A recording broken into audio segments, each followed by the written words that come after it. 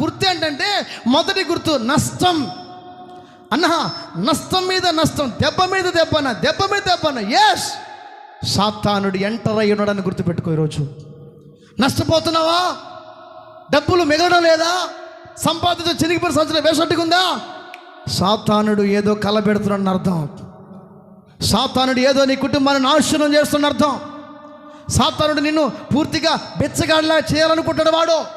సాతాను నీ దగ్గర రూపాయి లేకుండా చేసి నిన్ను నాశనం చేయాలనుకుంటాడు వాడు. ఏం చేశాడు ఇప్పుడు? ఫస్ట్ ఫ్రంట్ లైన్ ఏం చేశాడు? ఆస్తి నష్టం.